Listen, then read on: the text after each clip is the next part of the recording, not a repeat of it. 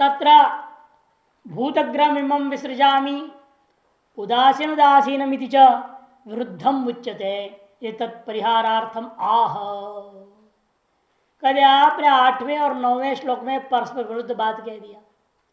एक तरफ कार्य मैं सृष्टि का उत्पत्ति करने वाला हूं, स्थिति भी मेरे ही द्वारा होता है और मैं मुझ भी लय करता हूं मैं अपने आप। और दूसरा कहते हो उदासीन हूं, कुछ नहीं करता हूं मैं, सृष्टि करता भी हूं नहीं भी करता हूं। तो परस्पर विरुद्ध हुआ कि नहीं वो बात?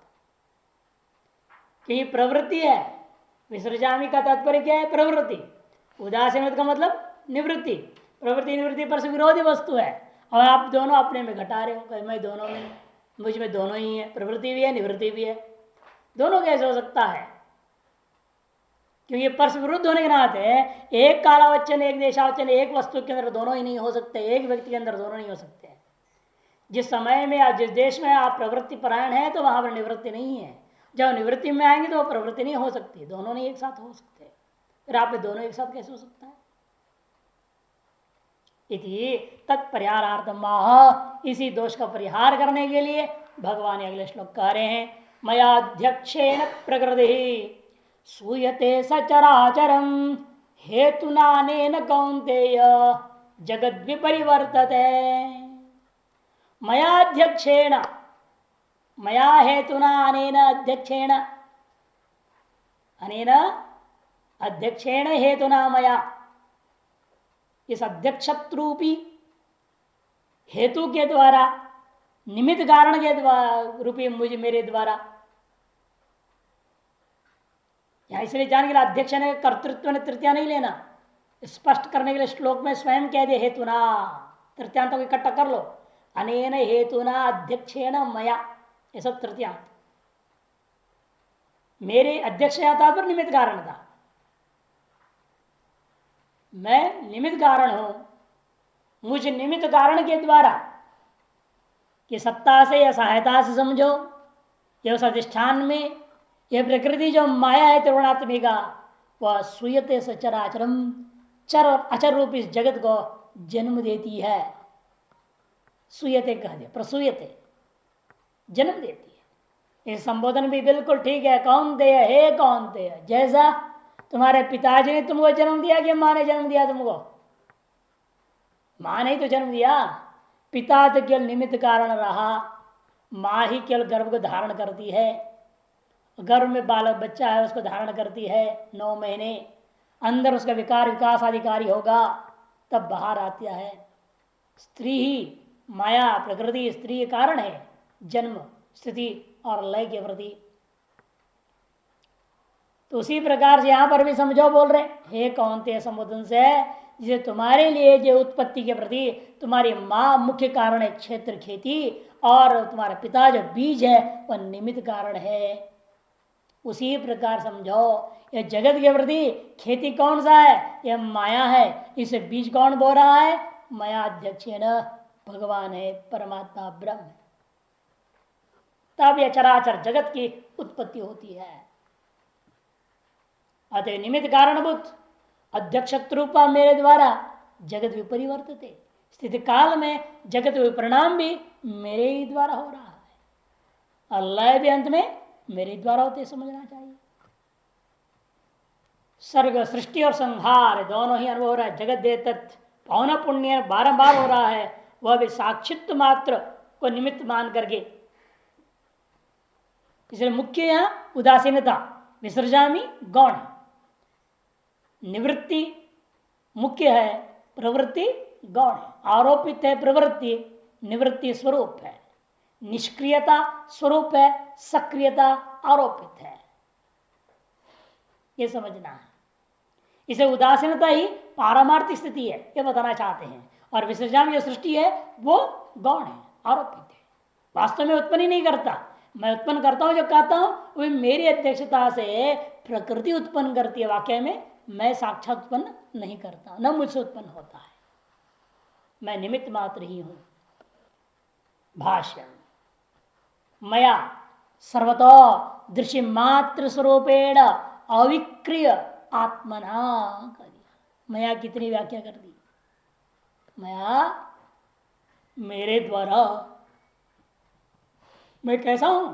सर्वदा दृषि मात्र स्वरूपेण, सर्वदा सब ओर से सब प्रकार से मैं साक्षी रूप, दृश्य मने साक्षी रूप, दृश्य मात्र, दृश्य मात्र नहीं, दृषि मात्र स्वरूप हूं,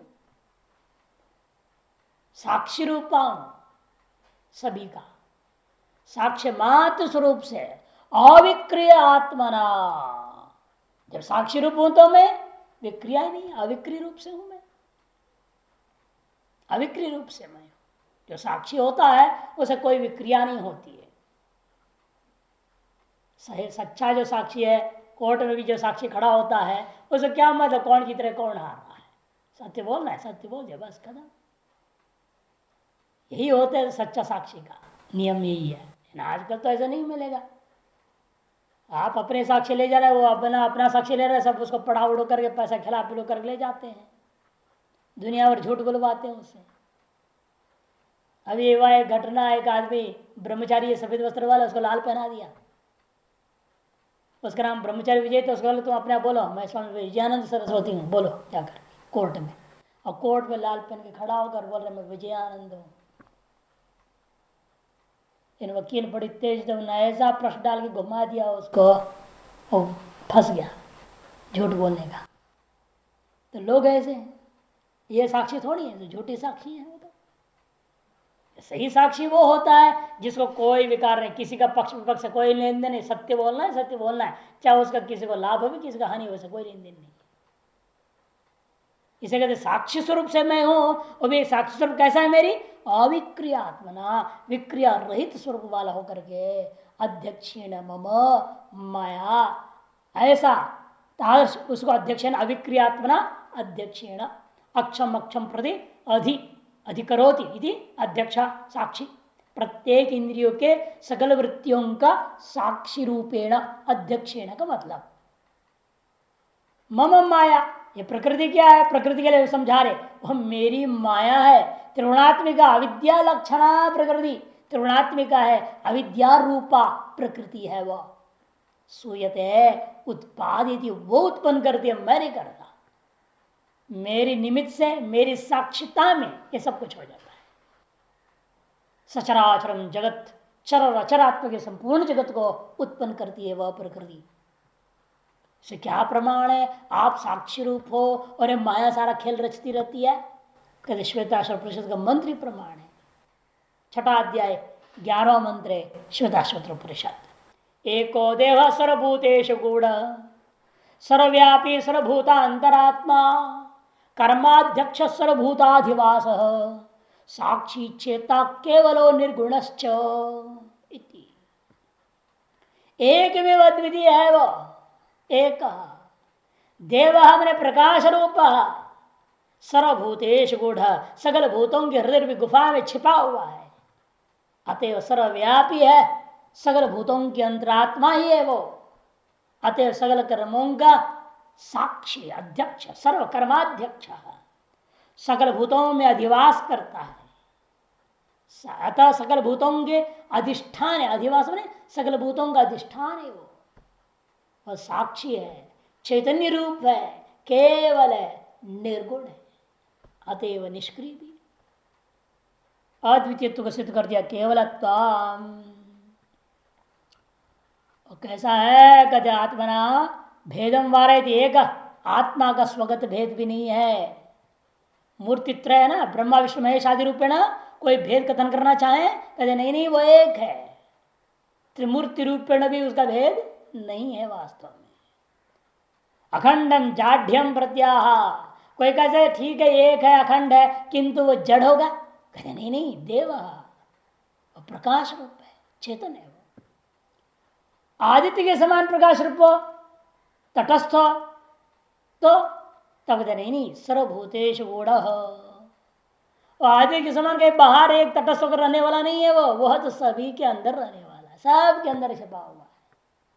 सर्वैर्णों पर फिर क्यों नहीं सभी को उपलब्ध नहीं होता, कहते गूढ़, सबके भीतर तो है लेकिन कोई उसे नहीं जानता, सभी उसके शरीर है सभी शरीर उसी के शरीर है समझो, लेकिन फिर उसे कोई नहीं जानता, अंतर्यामी है वो। आकाश के समान फिर तो वो भी सर्वव्यापक होने से जड़ है जो कहोगे? कहते नहीं नहीं, सर्वव्यापी होता हुआ सर्वभूतांतरात्मा, बुद्धि आदि के समान भीतर में रहने पर परिच्छिन्न है, यदि ऐसे कोई कहता है तो नहीं सर्वव्यापी है। सकल भूतों के भीतर में है, सकल भूतों में गूढ़ है, कहेगा ना सर्वभूत गूढ़, तो शंका कोई कर सकता है सकल भूतों के भीतर तो छिपा हुआ बुद्धि है, नहीं सर्वव्यापी है, सकल का भीतर में रहता हुआ सर्वव्यापक है। तो आकाश के समान है फिर, भीतर बाहर सब जगह रहने वाला जड़ है, तो कहते नहीं नहीं, आकाश के समान भी नहीं है, और सकल भूतों की अंतरात्मा ही है वो। कर्म तो फल संबंधित, फिर तो सकल भूतों की अंतरात्मा है, फिर तो कर्म और कर्मफल का संबंध हो जाएगा? कहते नहीं नहीं, कर्माध्यक्ष, कर्म का निमित्त कारण मात्र है वो, अतः कर्मों के असंगी है, कर्म का साक्षी है वो। कर्माध्यक्ष मैंने कर्म का साक्षी है, अतः संबद्ध नहीं होगा उससे। सर्वाधिष्ठान भी है वो, इसलिए सर्वभूताधिवास सर्वाधिष्ठान है, सकल भूत उसी में अधिकृत करके वास करते हैं, इसे सर्वभूताधिवास कर दिया। ऐसा वह सर्वभूतों में सत्ता स्फूर्ति प्रदत्वेन सन्निधिर्वा अत्र उच्यते। सत्ता और स्फूर्ति प्रदायक चैतन्य रूपेण सकल भूतों से स्वीकार किया गया है, इसलिए वह अधिष्ठान है। न केवलम करुणामेव अयम अध्यक्ष अभी तो तद्वताम पीत्या साक्षी, केवल कर्मों का ही साक्षी नहीं, कर्म वाले का भी साक्षी है, सबका साक्षी है। फिर तो दर्शन कर्ता आदि बनेगा वो, कर्तृत्व है? कहते नहीं, चेता अद्वितीय है वो, इसलिए केवल है, धर्माधर्म रहित होने से वह निर्गुण है, ऐसा इसका पद करते समझना। और क्या कहा जाए, वह सर्व विशेष शून्य है, समझो निर्विशेष स्वरूप है, यदि चकारार्थ, चकार से अर्थ समझना। निर्गुण च है ना, च से क्या लेना, वह सर्व विशेष रहित है, ये बात सिद्ध हो गया। हेतुना, वापस भाष्य में, हेतुना निमित्तेन, और अनेन मने अध्यक्षत्वेन निमित्तेन, साक्षित्व होने से वो निमित्त है, जो साक्षी होता है वो निमित्त ही हो सकता है। कौन्तेय संबोधन दिया, जगत सचराचरम व्यक्ताव्यक्तात्मकम विपरिवर्तते, मेरे साक्षी रूपा निमित्त को लेकर के ही ये संपूर्ण जो चराचरात्मक जो जगत है, व्यक्त अव्यक्तात्मक जो जगत है, वो उसका विपरिवर्तन है। सर्वावस्था सो, सभी अवस्थाओं में इसका जो परिणाम और विकार आदि दिखने को मिल रहा है, वो मेरी साक्षिता में होता है। दृश्य कर्मत्वापत्ति निमित्ता ही जगत सर्वा प्रवृत्ति, अहम इदम भोक्ष्य पश्यामी इदम श्रोमी इदम सुखम अनुभवामी दुखम अनुभवामी तदर्थम इदम करिष्यामी एतदर्थम इदम करिष्ये इदम ज्ञास्यामी इत्यादि इत्याद्यावगति निष्ठा अवगत्यवसाना एव। कहते कि देखो सकल अवस्थाओं में जो आपने कह दिया, सृष्टि से संहार तीनों अवस्थाओं में ये इसे मेरे ही साक्षिता में हो रहा है, फिर भी जगत के सर्गादियों से भिन्न प्रवृत्ति स्वाभाविक ही देखने को मिल रहा है, वह ईश्वर से आया हुआ है, कैसे माना जाए? तब कहते दृश्य कर्मत्वापत्ति निमित्ता, दृश्य व्याप्यत्व बिना जड़वर्ग से कापि प्रवृत्ति रीति ही शब्दार्थ, क्योंकि यह साक्षी चेतन का व्याप्य हुए बिना जड़ वर्ग में किसी भी प्रकार की प्रवृत्ति नहीं हो सकती। जड़ में कोई प्रवृत्ति है वो तभी हो सकती जब चेतन से वो अधिष्ठित हो जाए। रथ चल रहा है, गाड़ी जा रही है, बिना चेतन के कैसे होगा? कोई ना कोई चेतन से अधिष्ठित है। आजकल तो बिना पायलट के एरोप्लेन चलते हैं, बिना ट्रेन के ड्राइवर का ट्रेन चलते हैं, बस ठीक समय स्टेशन से उतने ही समय रुकेगा, ज्यादा रुकता है नहीं, उसके चल देना है उसने। वो जो होता है कहते उसमें जो है उसमें भी संचार कोई दूसरा बाहर बैठा है ना, कंप्यूटर है वहां लगा हुआ, वहां से कंट्रोल कर रहा है ना, वो किस दिशा में जाएगा, कहाँ घूमेगा, कैसे जाएगा, वो सारा वह बना हुआ कंप्यूटर में, उसको वहां बैठे देख रहा है। भले वहां इंजन में आदमी नहीं दिख रहा है, पायलट वहां नहीं दिख रहा है, लेकिन असली दूसरा दिख रहा है, असली पायलट तो बहुत दूर बैठा हुआ है, रिमोट कंट्रोल कर रहा है, इसको रिमोट कंट्रोल करते हैं। है, दूर से संचालन कर देना, दूर संचालन प्रक्रिया। तो उसी प्रकार यहां पर भी समझना, ये सब साक्षी दूर बैठा है चुपचाप, लेकिन उसी में उसी के उसकी बिना जड़ वर्ग में किसी प्रकार प्रवृत्ति नहीं हो सकती। इसलिए ही कर दिया, दृश्य कर्मत्व आपत्ति निमित्ता ही जगत सर्वा प्रवृत्ति ही। जगत की सारी प्रवृत्तियां क्या हो गई है, इस साक्षी में कर्मत्व का आरोप का निमित्त हो गया है। दृश्य कर्मत्व साक्ष्य कर्मता की आपत्ति का निमित्त ही से सारा जगत में प्रवृत्ति, सभी प्रकार प्रवृत्ति देखने को मिलती है। क्या प्रवृत्ति देखने को मिल रहा है, उसका अभिनय कर दिखा दिया।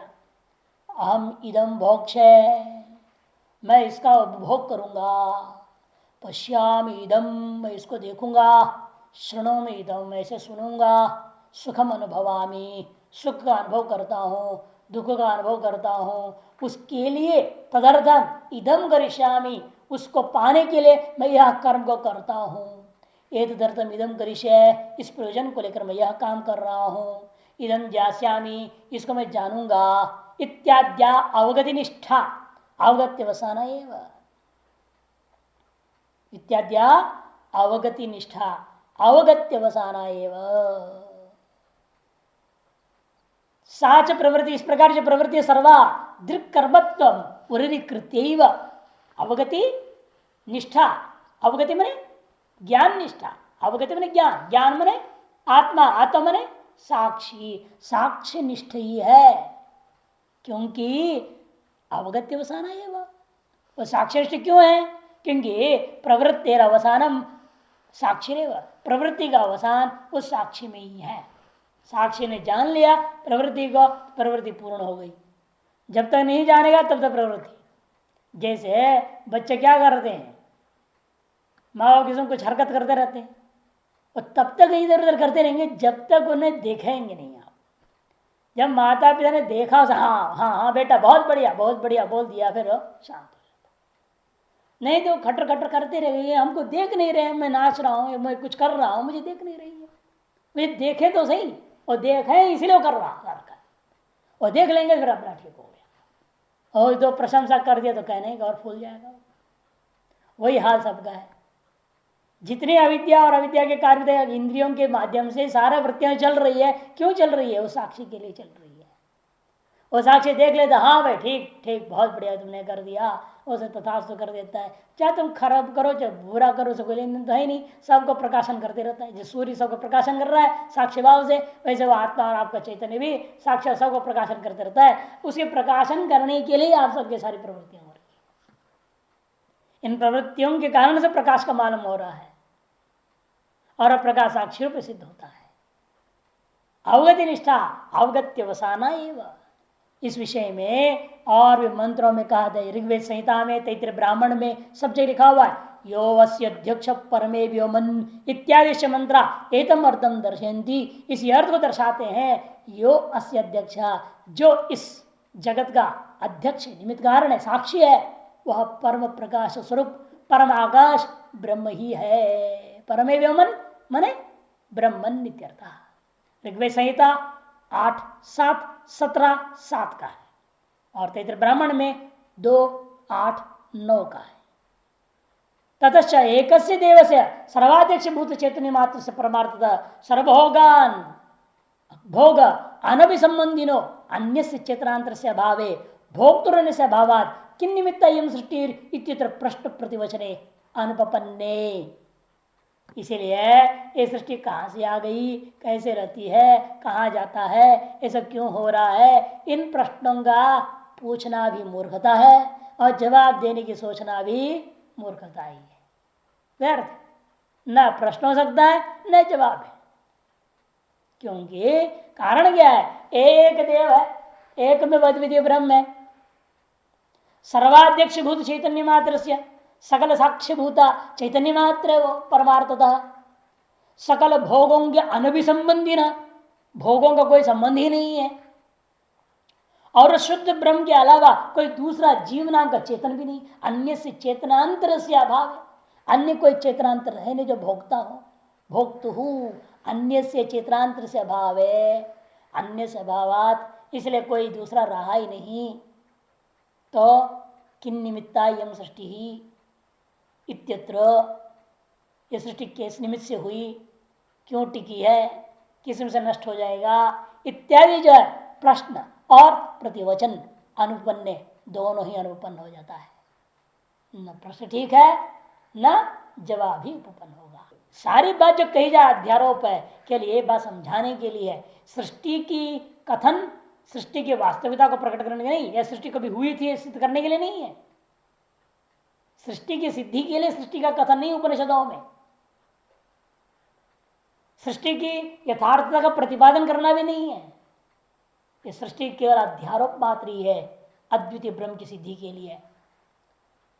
एक में अद्वितीय ब्रह्म को सिद्ध करके समझाने के लिए केवल सृष्टि का अध्यारोप मात्र किया गया है। वास्तव में न सृष्टि है, न सृष्टि संबंधी कोई प्रश्न ही हो सकता, न उसको कोई जवाब ही देना उचित होता है। अजातवाद में आ गया ना भाष्यकार, ऐसे संदर्भ में कोई रास्ता ही नहीं, अजातवाद में आना पड़ता है, उसके बिना जवाब नहीं दे सकते कि वास्तविक परमार्थ दृष्टि क्या, पारमार्थ दृष्टिकोण से जगत उत्पन्न ही नहीं हुआ। इसे विसर्जा में जो कहा गया था वो अध्यारोप मात्र, 8वें श्लोक में जो कहा गया मैं इस सृष्टि को उत्पन्न करता हूं, वो अध्यारोप मात्र ही है। अच्छा 9वें श्लोक में जो कहा गया उदासीन उदासीनम, वही यथार्थ, वही पारमार्थिक। इसीलिए उसी ऋग्वेद संहिता में कहा, उसी तैतृय ब्राह्मण का वही मंत्र है 8, 7, 17, 8 और तैतृय ब्राह्मण 2, 8, 9 में को अद्धा वेद का यह प्रवोचक कुत आ जाता कुत सृष्टि इत्यादि मंत्र वर्णेभ्या दर्शित भगवता इत्यादि मंत्र वर्णों से ये बात स्पष्ट कही। क्या कहा? को अद्धा वेद, कौन उसे जान सकता है ब्रह्म को, कौ प्रवोचित, कौन उसके बारे में कोई जवाब के रूप में पूछे जाने पर वर्णन नहीं कर सकता है।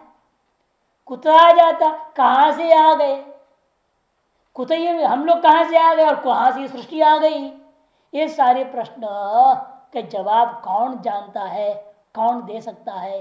अर्थात न यह प्रश्न ही उचित है, न इसका जवाब ही कोई कह सकता है।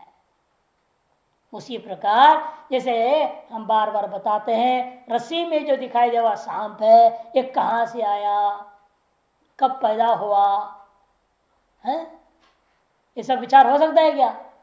नहीं हो सकता। उसी पर जगत के बारे में भी समझो, इसकी चर्चा करना व्यर्थ है। बल्कि इसकी चर्चा जो की गई है उपनिषदों में, यह समझना चाहिए उसका वास्तविक प्रयोजन क्या है। केवल अज्ञानी के दृष्टिकोण से कहा जा रहा है सारी बातें। जगत के बारे में जब भी कहा जाए, यह अज्ञानी को समझाने के लिए, हे अज्ञानी तुम जिस जगत को सत्य मान रहे हो, वास्तव में जगत है नहीं, वह मिथ्या है, रज्जु सर्प के समान है। अतएव इसका अधिष्ठान जो मूल कारण है वह ब्रह्म की ओर तुम्हारी दृष्टि जानी चाहिए। उस साक्षी को अनुभव करो, उस ब्रह्म को अनुभव करो। ये इस ओर आपका आकर्षण, बुद्धि का आकर्षण करने के लिए सृष्टि का अनुवाद मात्र किया जाता है। और अनुवाद जो किया गया वह कभी प्रामाणिक नहीं होता। विधि रेव प्रमाणम नानुवाद, विधि ही प्रमाण होता है, कभी भी अनुवाद प्रमाण नहीं होता। सिद्धांत है व्याकरण में, मीमांसा में, सब जगह बताया हुआ सिद्धांत है विधि रेव प्रमाणम नानुवाद। विधो ब्राह्मण व्यस्ति नानुवादे, ऐसा भी कहीं इस न्याय को बताया जाता है। और यहां पर भी पहले 5वें अध्याय 15वें श्लोक में भगवान स्वयं भी कह चुके हैं, दर्शितंच भगवता अज्ञाने नावृतं ज्ञानम तेन मुह्यंति जंतव।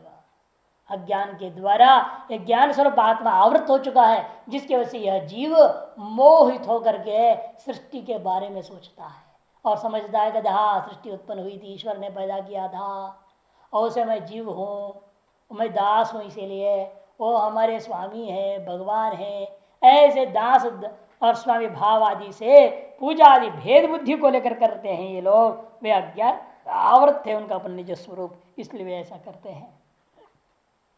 कहते हैं अच्छा यदि ऐसा है फिर आप एक कृष्ण रूप में क्या है, फिर मनुष्य धारण किए हुए? कहते यही तो है, मूढ़ लोग समझ नहीं पाते हैं। इस समझते ये आदमी बन गया ग्वाल वाल है, ये तो ग्वाल वाल है, क्या जाने क्या साधारण बच्चा है, ये समझते नहीं मेरा अपना असली रूप को। जब खुद के असली रूप को ना समझे तो भगवान के स्वरूप को कहां समझेगा वो? कि खुद में भगवान में कोई अंतर ही नहीं है ना। भेद हो तब तो उसको समझने की कोशिश किया जाए, और उसको तब समझ सकते तुम जब खुद को समझ लो कि खुद से भिन्न वो है ही नहीं। जब तक खुद को नहीं समझ सकते तो भगवान को भी हम नहीं समझ सकते। चाहे किसी भी रूप में आ जाए वो, हम उसे नहीं ग्रहण कर सकते। जिन्हें अपने आप को जान लेंगे तो भगवान को भी जान लिया, सबको जान लिया, क्योंकि सारी उपाधियां मिथ्या है। सर्वोपाधि रहित निर्गुण को आपने जाना तो सब कुछ जान लिया। इसे कहते हैं एवं माम नित्य शुद्ध बुद्ध मुक्त स्वभाव सर्व जंतु नाम आत्मानम अपि संदम। इस प्रकार जो मैं कैसा हूं, मुझको जो कैसा हो, नित्य हो, शुद्ध हो, बुद्ध हो, मुक्त स्वभाव वाला हो, सकल जंतुओं का आत्मा होने पर भी मैं सबका आत्मा ही हूं, लेकिन फिर भी मेरे को अपने खुद के आत्मस्वरूप को खुद को कोई नहीं जानता है। और उल्टा मेरे को मेरे तिरस्कार कर रहे हैं, एक तरह से मेरे तरफ ध्यान नहीं देते हैं और जगत की ओर ध्यान दे रहे हैं। किसको आप महत्व दे रहे हो? शरीर को महत्व दे रहे हो, पत्नी बच्चों को महत्व देते हो, धन दौलत को महत्व देते हो, अपने शरीर को, अपने इंद्रियों को, हम इन चीजों को महत्व दे रहे हैं। अपने आत्मा को कौन देख रहा है? जिसकी चेतनता से सकल व्यवहार कर रहा हूं, उन व्यवहारों के द्वारा उस चेतन को ही समझने की कोशिश नहीं कर रहा हूं, उस चेतन का ध्यान करने की चेष्टा नहीं करता, और उस व्यवहारों से बाहर जगत को देख रहा। परांच कान्य वितरण स्वयं भो तस्मात् परांग पश्यतनांतरात्मन कश्चित धीर आवृत चक्ष अमृतत्वम इच्छन प्रतिगात्मा नमैक्षत। कोई कोई होता है जो सारी इंद्रिय वृत्तियों को अंदर की ओर दौड़ा देता है, बाहर की ओर जाने नहीं देता। अवजानन्ति मां मूढ़ा मानुषीं तनुमाश्रितम् परम भावम अजानन्दो मम भूत महेश्वरम। अवजानन्ति मां मूढ़ा, मूढ़ा जो मूढ़ लोग है और मेरे इस नित्य शुद्ध बुद्ध मुक्त स्वभाव को न जानते हुए अवजानन्ति तिरस्कुर्वन्ति परिभवन्ति परिभवम कुर्वन्ति तिरस्कारं कुर्वन्ति, एक तरह तिरस्कार कर रहे हैं। तिरस्कार करना ही तो है। अब मान लो आपके यहां कोई बड़े आदमी आ गया, मुख्यमंत्री आ गया, और आप पहले माला मुख्यमंत्री कार ड्राइवर को पहनाने लग जाए तो मुख्यमंत्री का अपमान हुआ कि सम्मान हुआ? अपमान ही तो माना जाएगा, तिरस्कार तो माना जाएगा। अरे जिसकी स्वागत करनी चाहिए उसे ना करे, उसे ड्राइवर का स्वागत कर रहे हो, उसे कुर्सी उठाने वाले का स्वागत करोगे तो उसका तिरस्कार ही तो हुआ। उसी प्रकार आत्मानं तु रथिनं विद्धि, इस रथ में रथी कौन है? मुख्यमंत्री महोदय, आप आत्मा हैं, और उसकी तो आप तिरस्कार कर दे रहे हैं। क्यों? क्योंकि आप जो है इन इंद्रियों के पीछे लगे हो, शरीर का पीछे लगे हो, अन्य चीजों के पीछे लगे हो। आप अन्यों का सत्कार कर रहे हैं, अन्यों के सम्मान कर रहे हैं, अन्यों की चीजों का ध्यान दे रहे हैं, उनकी ख्याल रखा जा रहा है ना। एक तरह से इसके ड्राइवर की दूसरों की ख्याल रख रहे हैं। इसका ड्राइवर कौन है? बुद्धि। ये तो कहा था ना पहले, बुद्धि सारथी है, इंद्रियां घोड़े हैं, लगाम मन है, हम इन्हीं पर ध्यान दे रहे हैं। इंद्रियों पर हमारा ध्यान रहता है, मन पर ध्यान रहता है, बुद्धि पर ध्यान रहती है, शरीर पर ध्यान रहता है, रथ पर ध्यान है। रथी को तो कोई नहीं देख रहा। बेचारा हो तो बेचारा खड़ा हो गया, मुख्यमंत्री बाहर निकल के बाहर खड़ा है, उसको कौन पूछ रहा? और वो बाकी सारे को सफाई हो रही, गाड़ी का कुछ और काम हो रहा है, उन्हीं को देख रहे हैं, उन्हीं को ध्यान दे रहे हैं। वही हाल यहाँ भी हो गया,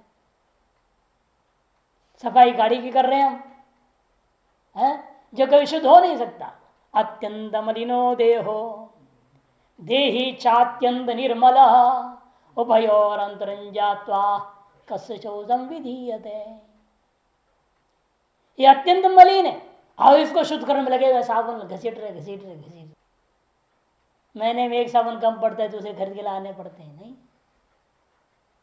और दूसरे तरफ वो अत्यंत शुद्ध है और उस पर कोई ध्यान नहीं दे रहा। अशुद्ध को शुद्ध करने में लगे हुए हैं और शुद्ध को देख भी नहीं रहे। ये बड़ा आश्चर्य है। काला घोड़ा को सफेद करने में लगा हुआ आदमी और सफेद घोड़े पर ध्यान ही नहीं दे रहा। को भी पास में ही है ना, वो कहीं दूर थोड़ी है। ये उपाधि क्या है? काला घोड़े के समान है, अत्यंत मलिन है, और उसे शुद्ध करने में लगे हो। और अत्यंत निकटतम सुस्वरूप जो शुद्ध है, सफेद घोड़ा आत्मा है, उसे कौन ध्यान देगा? अवजानंद मूढ़ा।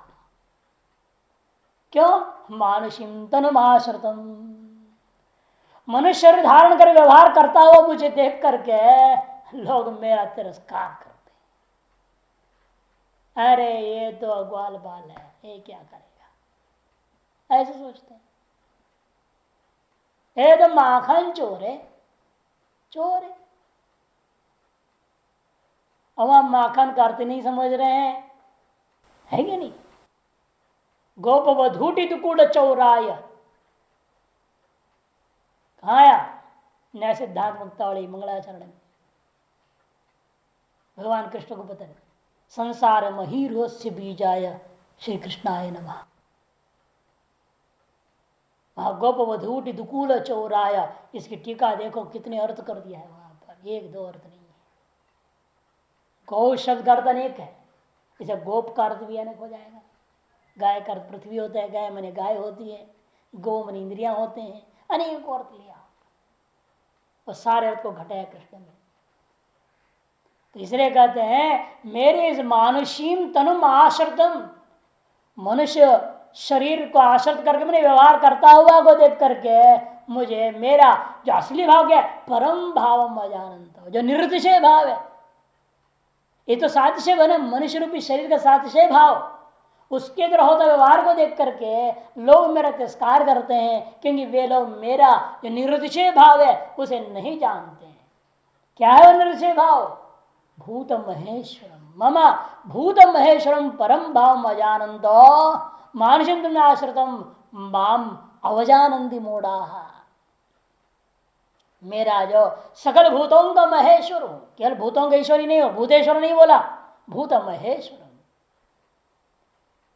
सकल भूतों का महांत असौ ईश्वर से महेश्वर, महेश्वर महान असौ ईश्वर से महेश्वर। ऐसा मुझको मेरा जो परम भाव है, निर्षय भाव है, उसे न जानते हुए इस तरह से मेरा तिरस्कार कर दिए हैं। इसी वजह से बेचारे सब अज्ञान में डूबे पड़े हुए हैं। यहां पर देखो वास्तव में कारण भी नहीं हूं, यहां स्थापित हो रहे कारण भी नहीं हूं मैं, न कार्यो न कारण, नित्य शुद्ध मुक्त मुक्त स्वभाव वाला हूं। मसूदनी श्लोक देखो दिया है, अस्य द्वैतेन्द्र जालस्य यदुपादान कारणम अज्ञानम तदुपाश्रित्य ब्रह्म कारण मुच्यते। इस द्वैतेन्द्र जाल का जो उपादान कारण कौन है? वो कहते अज्ञान है, ब्रह्म उपादान कारण नहीं है, अज्ञान उपादान कारण। तद उपाश्रित, अज्ञान को आश्रित करके ब्रह्म में भी कारणत्व का व्यवहार हो गया। जैसे कपड़े में वास्तव में चित्र होता नहीं है, नहीं तो हर कपड़े में चित्र बन जाए, नहीं बनता ना। और क्या करना पड़ता है कपड़े को? उसको मांड डालनी पड़ती है, मांड घटित पट कड़क बनाना पड़ता है, कड़क स्टार्च डाल देते हैं, पेस्ट कर देते हैं, उसी कहते कड़क हो जाता है, टाइट। उस पर होता है पेंटिंग, कपड़े पर तो नहीं बना। लेकिन आप क्या कहते हो? चित्र कहाँ है?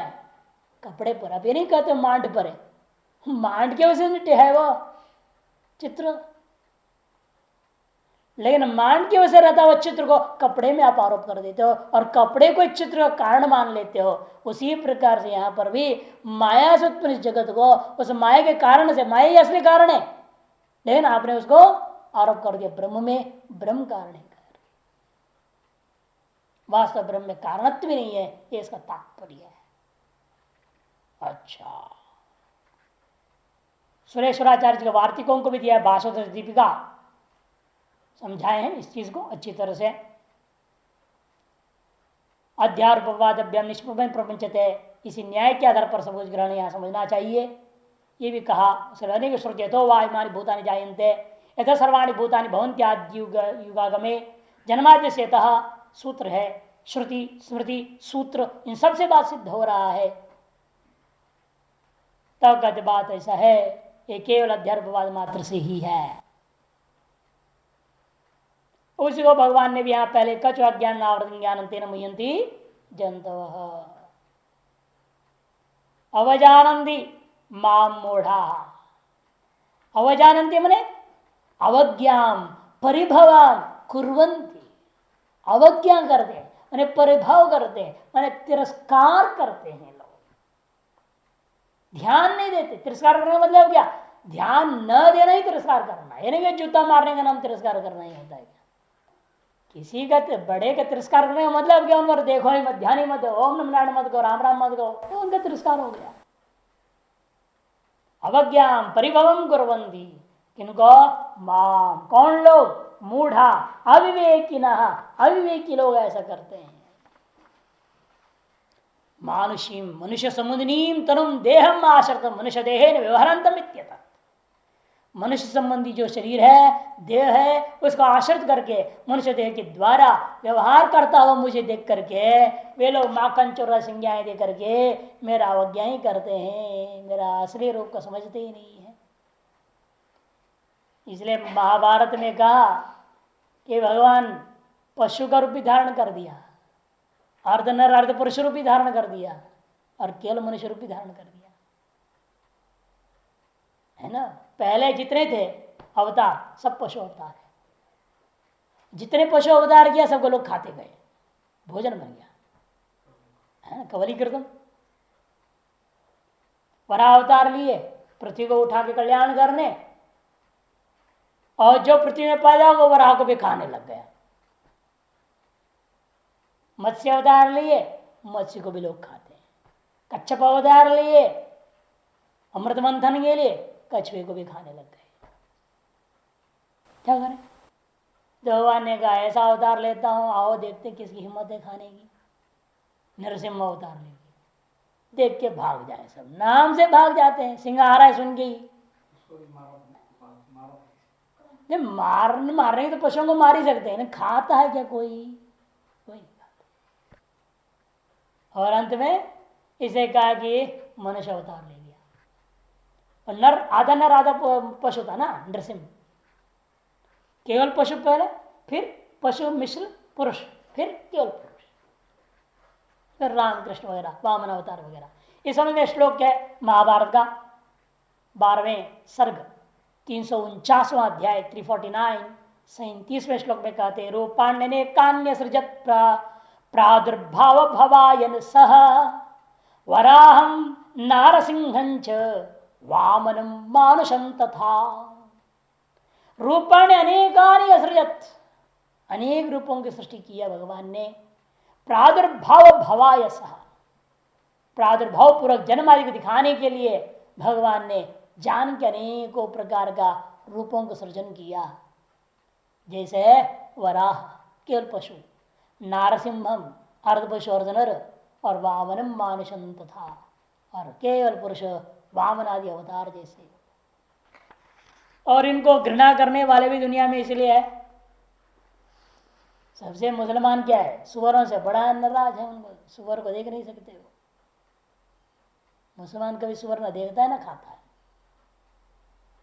उनको लड़ाना भिड़ाना है तो उनके पीछे सुवर छोड़ देना, बस तमाशा देखिए, मार काट हो जाए।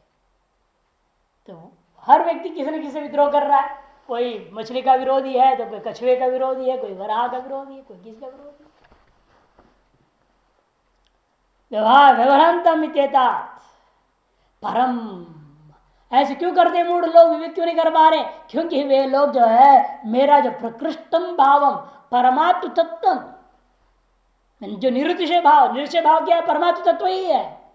आकाश कल्पम जो आकाश के सदृश है, आकाशादपि अंतरतमाम, आकाश से भी सूक्ष्म है, उसको अजानंतो, उसे न जानते हुए मम भूत महेश्वरम, मेरा जो भूत महेश्वरम मैंने सर्वभूतानाम महांतम ईश्वरम इति स्वम आत्मान, जो सकल भूतों का जो महानतम ईश्वर है, उसको जो अपनी ही आत्मा है उसको मेरे कोई नहीं जानते।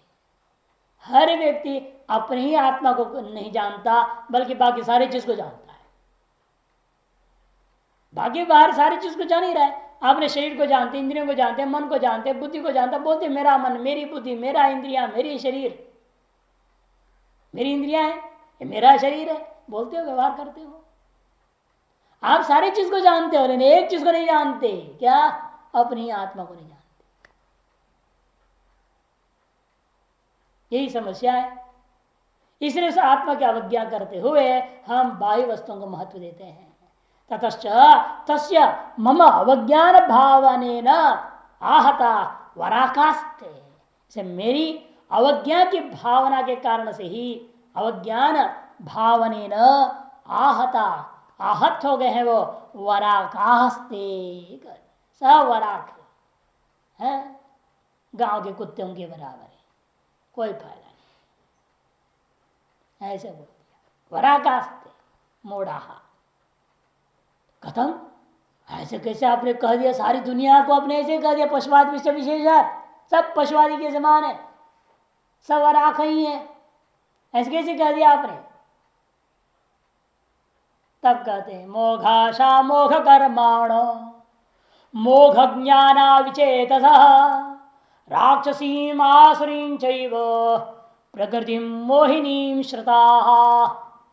मोघाशा मोघ कर्माण, व्यर्थी आशा बांधे बैठे, वृथा आशा करते रहते हैं। सकल आशाओं का खाना अपना आत्मा ही, अपना स्वरूप ही, उसे छोड़ करके बाह्य वो क्षुद्र वस्तुओं की आशा कर बैठे। मोघ आशा, व्यर्थ ही आशा करते हैं। व्यर्थी कर्म इनका, इन कर्म का भी फल अनित्य ही रहेगा ना। जो आत्मा को जाने वाला कर्म करता है वो भी व्यर्थ ही है। कृपण ये वैसा बोल दिया गार की, नहीं तो जिस आत्मा को जाने बिना यहां से मर के जा रहा हो, कृपण है वो। मोघ ज्ञाना, इनके पास बड़ा वेदांत ज्ञान भी हो, लेकिन वेदांत ज्ञान आत्मानुभव नहीं है तो वह भी व्यर्थ, ये निष्फल ही है। विचेतसा, क्योंकि इनके अंदर विवेक ही नहीं है, विवेका भाव है। अतएव ये अपनी प्रवृत्तियों को भले बहुत अच्छा मानते होंगे, लेकिन है वो प्रवृत्ति कैसी? राक्षसीम आश्रिंच प्रकृति मोहिनी श्रद्धा, राक्षसी प्रकृति अथवा आश्रित प्रवृत्ति जो कि मोह को पैदा करने वाली है, ऐसे को वो लोग आश्रित किए हुए रहते हैं। मोघाशा इति वृथा आशा आशिषो एशांते मोघाशा। वृथा माने मिथ्या है, आशा माने आशिष, कामनाएं, इच्छाएं, जिनका एशान ते उन लोगों को कहा जाता है मोघाशा।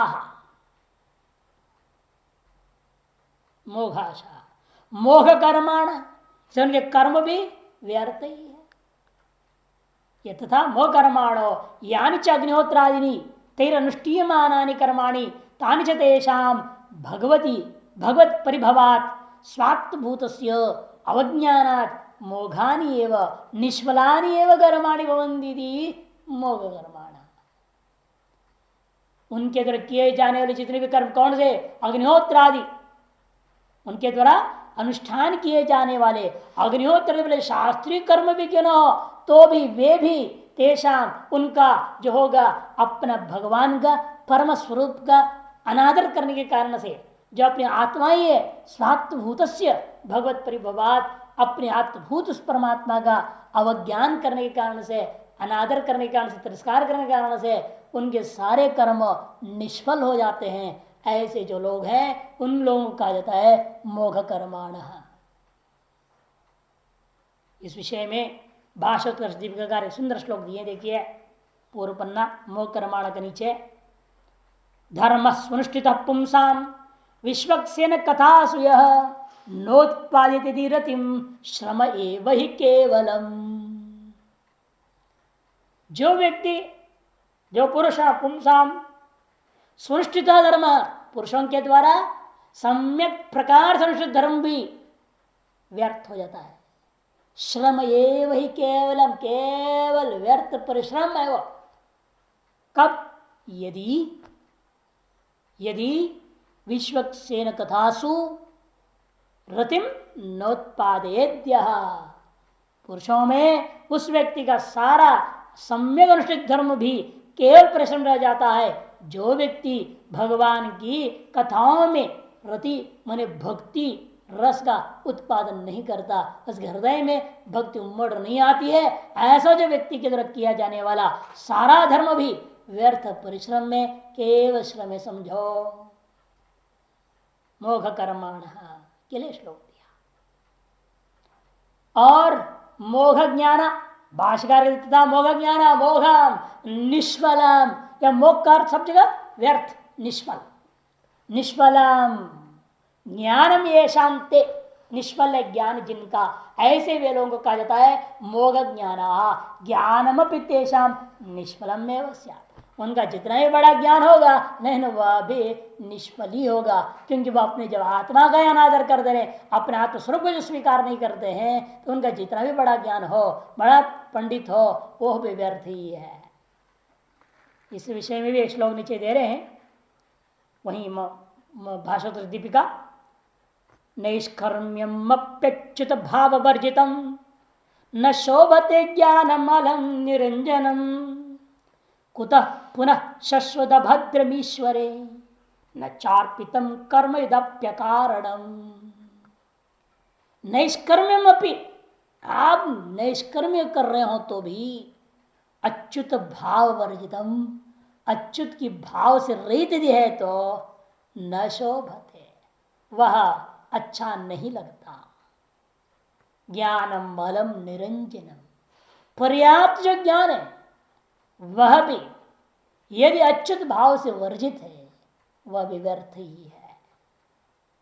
कुतः पुनः शाश्वत अभद्रम ईश्वर न चार्पितम, और उसके बारे में क्या कहना है, जो शाश्वत जो अभद्र शाश्वत अभद्रम, कर्म कैसा है, शाश्वत निश्चित रूप में सदा ही अभद्र, ऐसे इस कर्मों को ईश्वर में जब अर्पित ना हो उसका तो कहना ही क्या है, वह तो निश्चित रूपेण आपका शोभा देने वाला, मैंने शुभ फल देने वाला नहीं हो सकता।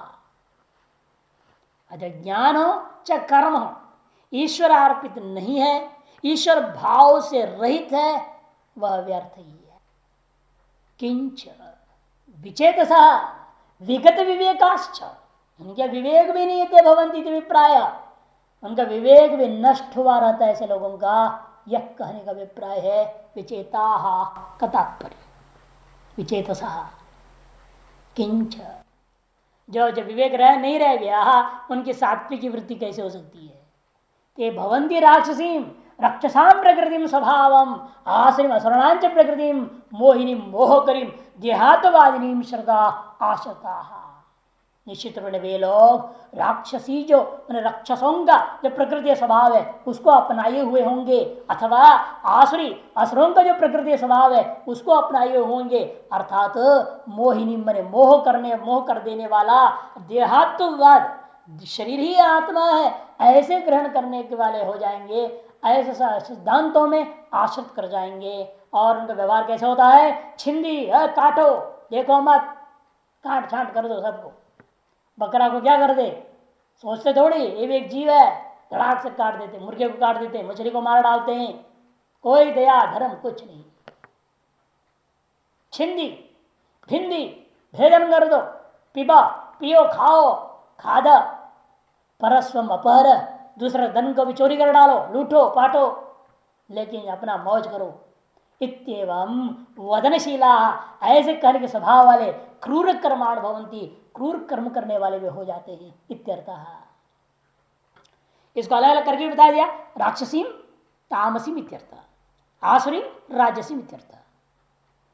नीचे मधुसूदनी राक्षसी मने तीसरी पंक्ति, तामसीम पृष्ठ 423 में तीसरी पंक्ति मधुसूदनी,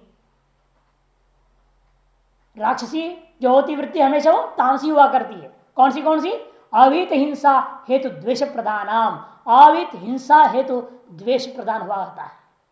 और आश्रीम च राजसीम शास्त्र अनभ्यनुज्ञ विषय भोग हेतु राग प्रधानांच, शास्त्रों के द्वारा अस्वीकृत अनभ्यनुज्ञात माने अनुमति न दी गई ऐसे विषयों का भोग के हेतु राग प्रदान होने का नाम आसुरी है, वो राजसी है।